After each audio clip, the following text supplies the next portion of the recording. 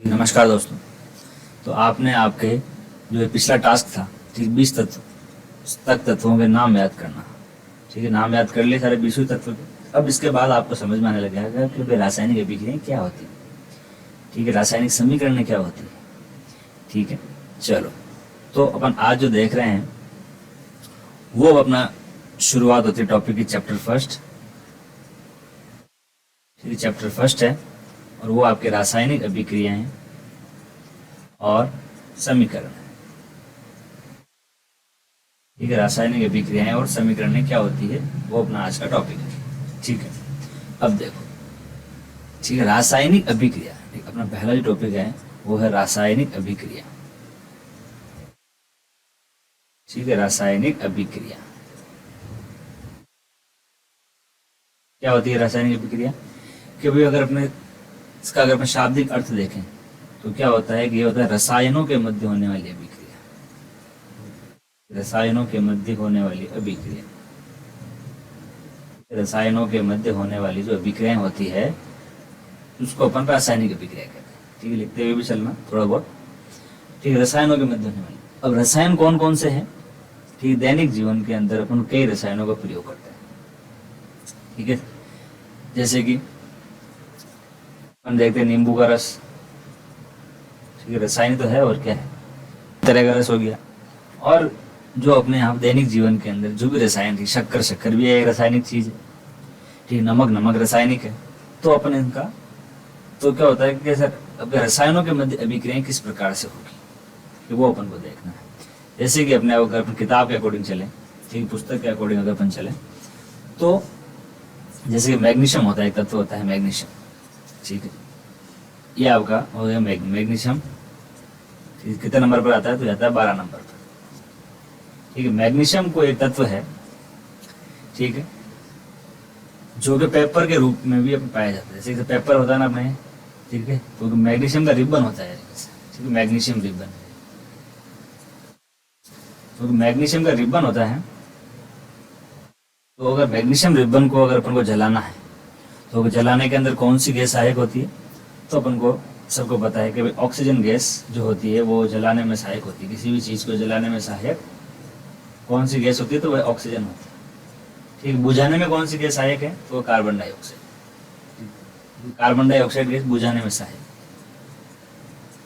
ठीक, बुझाने में सहायक गैस। ठीक है, तो अब अभिक्रिया क्या है कि सर अपन को क्या मैग्नीशियम रिबन को जलाना है, ये जला दिया अपन किसकी सहायता से जलेगा तो ऑक्सीजन की सहायता से जलेगा। तो जब अपन मैग्नीशियम को अपन जब ऑक्सीजन की सहायता से अपन जलाएंगे, ठीक है, तो क्या बनेगा, तो टेक्निकली बनना चाहिए मैग्नीशियम ऑक्साइड। ठीक है, मैग्नीशियम ऑक्साइड बनना चाहिए। ठीक है, मैग्नीशियम ऑक्साइड मतलब मैग्नीशियम की राख है। क्या है ये, ठीक, मैग्नीशियम की राख है जो किस रंग की है तो श्वेत रंग की है। तो श्वेत रंग की हमको राख प्राप्त होती है किसकी, क्योंकि मैग्नीशियम ऑक्साइड की। क्योंकि मैग्नीशियम के साथ क्या जुड़ गया है, अब ये ऑक्सीजन जुड़ गया है और वह जल गया है, तो जल के फिर राख बन गया, राख से श्वेत। तो यह होती है आपकी रासायनिक अभिक्रिया। ठीक है, अब देखो, तो अब इससे अपन क्या निष्कर्ष निकाल सकते हैं। ठीक, पहले अब देखो निष्कर्ष क्या है इसका, क्योंकि तो निष्कर्ष में अपन यह निकालेंगे कि रासायनिक अभिक्रिया में क्या क्या होता है। जैसे कि पदार्थ की अवस्था में परिवर्तन होता है, यानी कि पहला बिंदु क्या हो गया कि भाई पदार्थ की अवस्था में परिवर्तन हुआ। ये कैसे हुआ भाई अवस्था में परिवर्तन, तो अपन यहाँ से समझ सकते हैं। जैसे कि मैग्नीशियम क्या था, पेपर के फॉर्म में था और जब ये जल गया तो राख बन गई, तो ये राख के अंदर हो गया। अब तो क्या हो गया, तो यह पहले पेपर था और फिर अब क्या बन गया, तो ये बताया, तो यह राख बन गई। तो ये क्या होगी, तो यह इसकी अवस्था में परिवर्तन हो गया। ठीक है, रंग में परिवर्तन होता है। ठीक है, रासायनिक अभिक्रियाएं जब संपन्न होती है तब कलर में परिवर्तन होता है। ठीक है, रंग में परिवर्तन होता है। तीसरा जो पॉइंट है वो होता है कि भाई गैस का निष्कर्षण। ठीक है, रासायनिक अभिक्रियाएं जब भी होगी, ठीक है, तब कोई ना कोई गैस तो निकलती है, तो भाई क्या होगा, गैस का निष्कर्षण। ठीक है, और चौथा जो चेंजेस है वो है आपका तापमान में परिवर्तन। तो क्या यहाँ पर तापमान में के अंदर कुछ ना कुछ परिवर्तन हुआ, तो वही होगा। अरे भाई जब इसको जला रहे हैं, ठीक, जला रहे हैं तब तो ताप में परिवर्तन हुआ, तभी तो जला। तो क्या हो गया, तो चौथा परिवर्तन क्या हो गया कि ताप में परिवर्तन। तो मूल रूप से अपने पास यहाँ पर 4 परिवर्तन यानी कि 4 अपन को क्या है भौतिक परिवर्तन देखने को मिलते हैं। ठीक है, ये आपके पास 4 निष्कर्ष निकल कर आए। ठीक बात है। अब देखो, तो सर ये हो गया आपके रासायनिक अभिक्रिया। ठीक है, रासायनिक अभिक्रिया से जनरली कोई सवाल नहीं पूछा जाता, केवल और केवल आपको जानना है कि भाई रासायनिक अभिक्रिया क्या होती है। ठीक है, इसका परीक्षा में इसके अंदर कोई कभी ऐसा कोई प्रश्न नहीं मिला है। केवल प्रश्न मिलेगा तो क्या ये मिलेगा कि साहब मैग्नीशियम रिबन को जब अपन वायु की उपस्थिति में जलाते हैं तब किस प्रकार की राख मिलती है, तो श्वेत रंग की राख मिलती है, या फिर उसका क्या रिएक्शन होता है, ये क्या उत्पाद बनता है। तो ये आपका बन गया सर उत्पाद। ठीक है, ये तो हो गए, ये कहलाते हैं अभिकारक। ठीक है, 2 अभिकारक मिल गए और एक उत्पाद का निर्माण। ठीक है, ये सिंपल सी बात है। अब देखो, ठीक है, फिर देखते हैं अपन रासायनिक समीकरण क्या होती है। अब देखो, ठीक, दूसरा जो अपना टॉपिक है वो है रासायनिक समीकरण। रासायनिक समीकरण, ठीक, पहले अपन ने क्या देखा था, तो रासायनिक अभिक्रिया देखी थी, और अब देख रहे हैं अपन समीकरण किस प्रकार से लिखते हैं। जैसे मैंने क्या लिखवाया था वहां पर, जैसे मैग्नीशियम ऑक्साइड,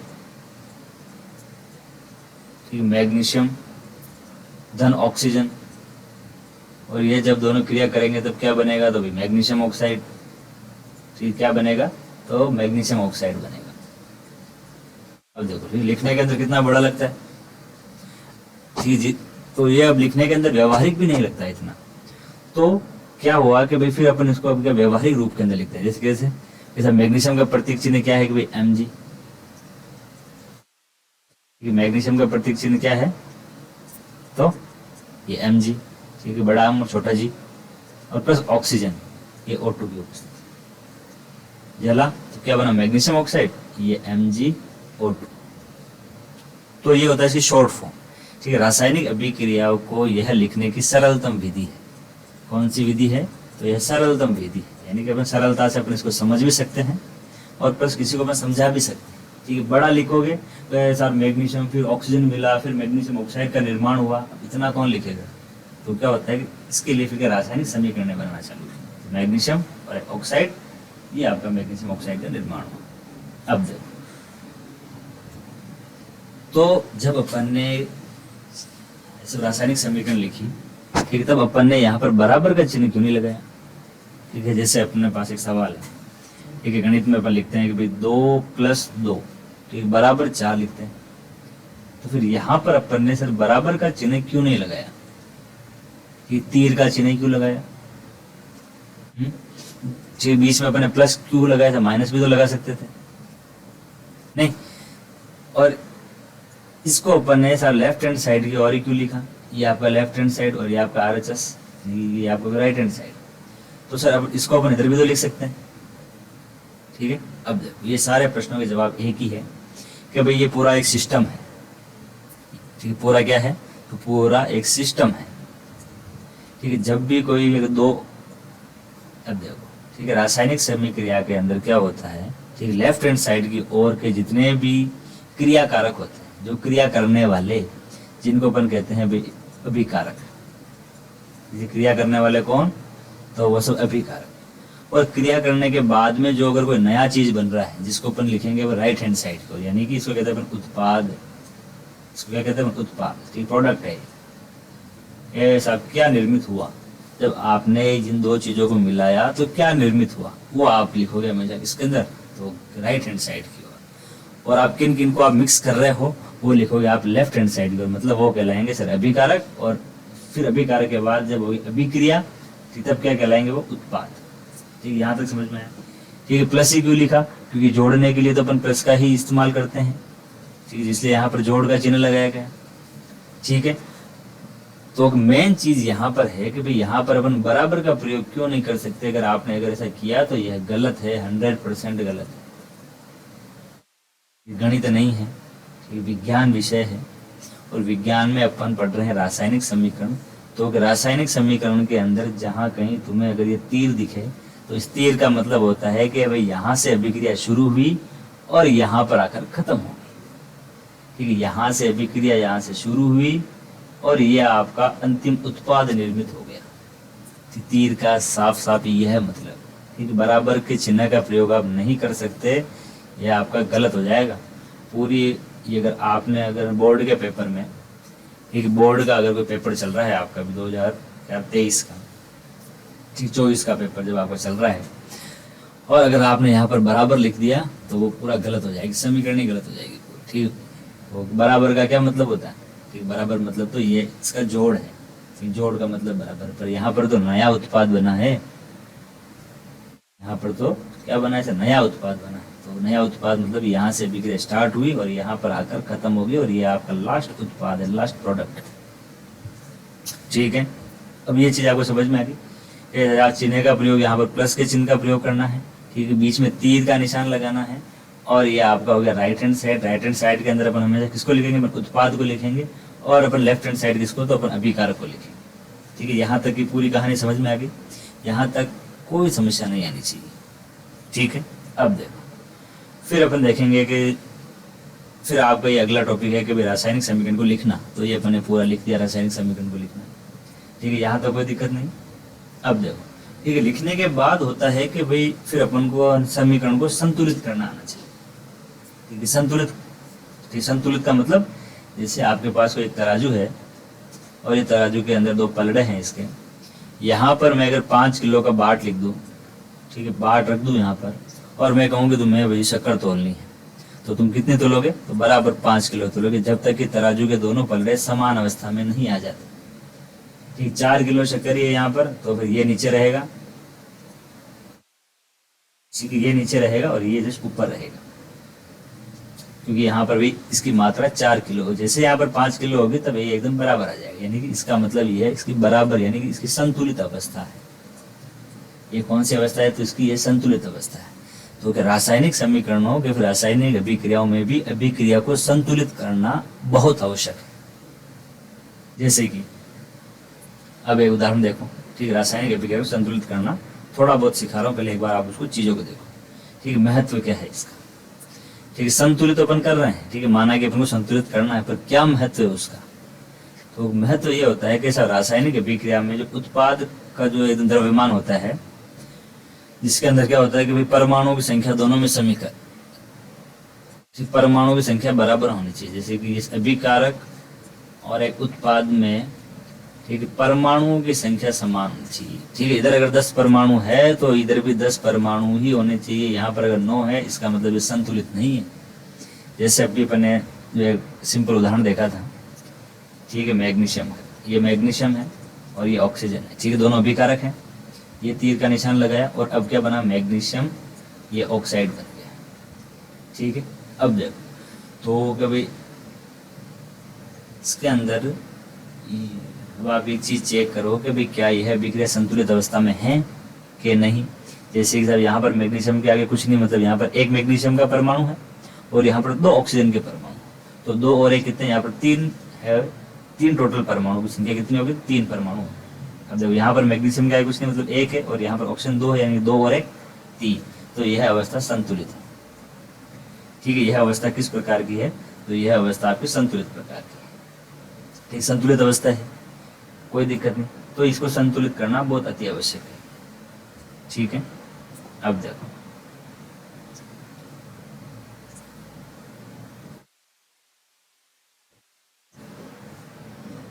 तो अब इसको ये अगर तुम्हारे अगर बोर्ड में पूछ ले प्रश्न क्या ऐसा रासायनिक समीकरण को संतुलित करने का या फिर क्यों किया जाना चाहिए या फिर क्या महत्व है उसका, तो आप लिखेंगे कि भाई रासायनिक अभिक्रिया को संतुलित करने का महत्व कि भाई क्या महत्व है इसका। ठीक है, रासायनिक अभिक्रिया को संतुलित करना क्यों आवश्यक है? क्यों आवश्यक है? क्योंकि रासायनिक अभिक्रिया के, लिखिए आप, रासायनिक अभिक्रिया के पहले और उसके पश्चात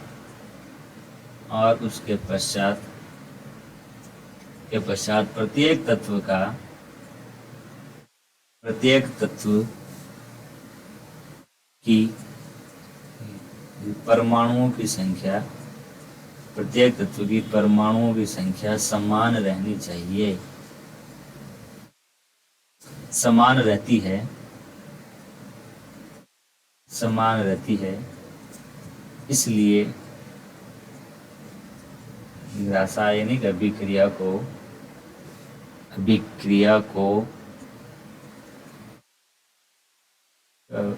फिर संतुलित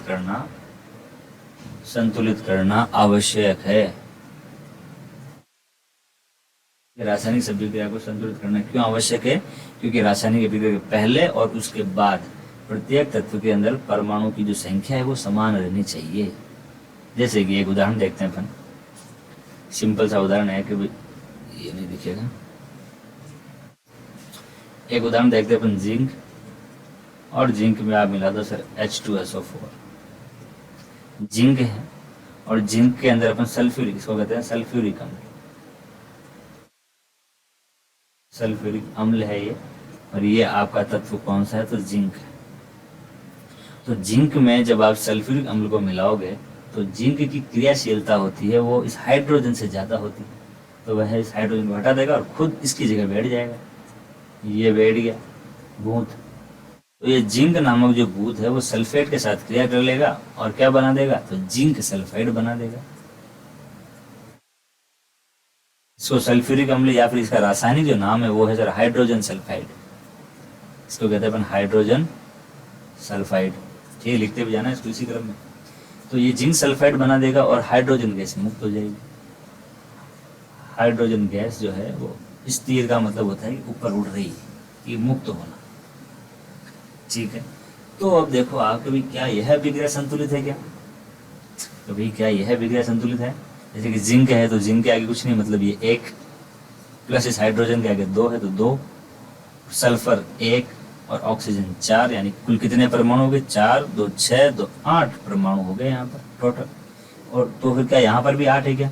तो जिंक 1 है, सल्फर 1 है, ऑक्सीजन 4 है और हाइड्रोजन 2 है। 4, 2 6, 2 8 तो बिल्कुल बराबर है। तो क्या यह अभिक्रिया संतुलित है? तो हाँ, यह अभिक्रिया संतुलित है, कोई दिक्कत ही नहीं है। तो आपको संतुलित करना पड़ेगा।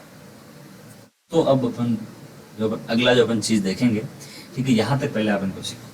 ठीक है, रासायनिक अभिक्रिया अपन किस प्रकार से बना रहे हैं, ठीक, और उसका अपन क्या महत्व है और किस चीज़ों का प्रयोग करना चाहिए।